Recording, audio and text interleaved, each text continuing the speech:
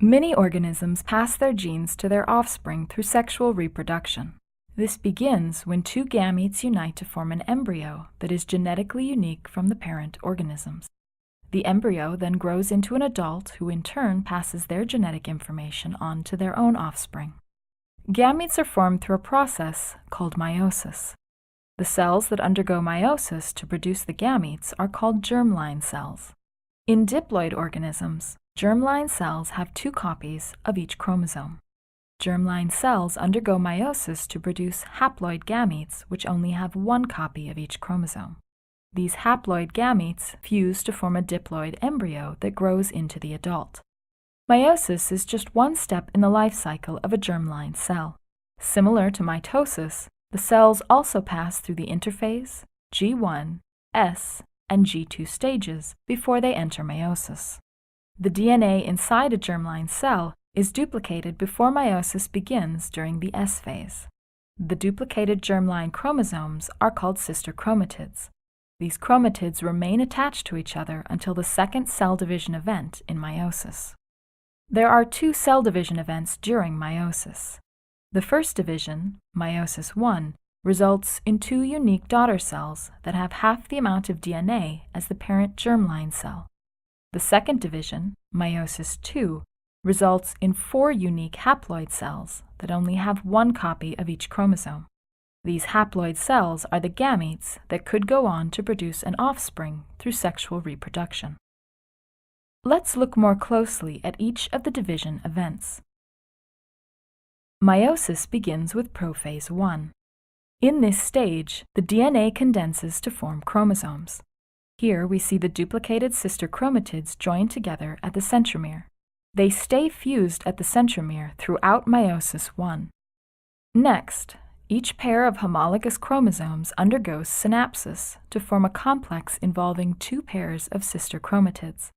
Chromosomal material is exchanged between the two pairs of sister chromatids.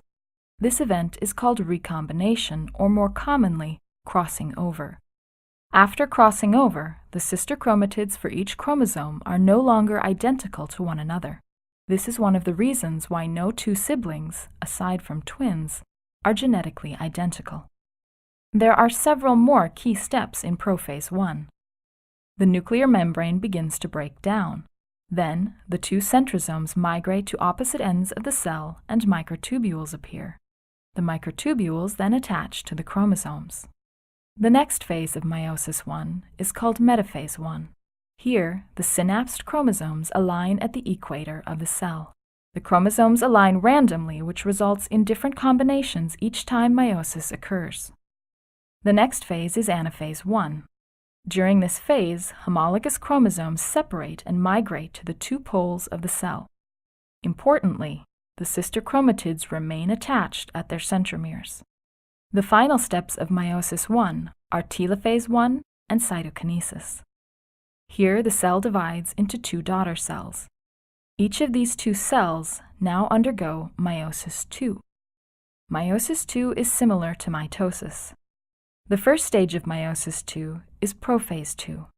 Again, chromosomes condense, the nuclear envelope breaks down, and the spindle apparatus forms.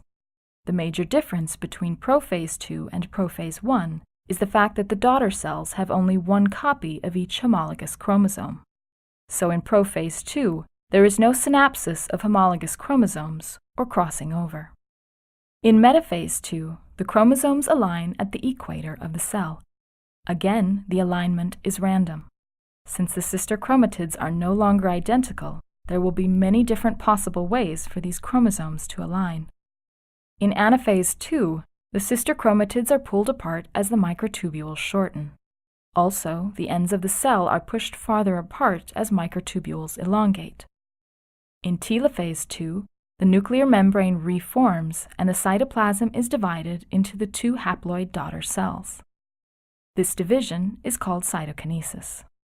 Since meiosis II began with two cells, and each of those cells were split into two cells, we now have four unique haploid cells at the end of meiosis. These cells are gametes. Two gametes, one from a father and one from a mother, may fuse to produce a diploid embryo. The resulting embryo then grows through many cycles of mitosis.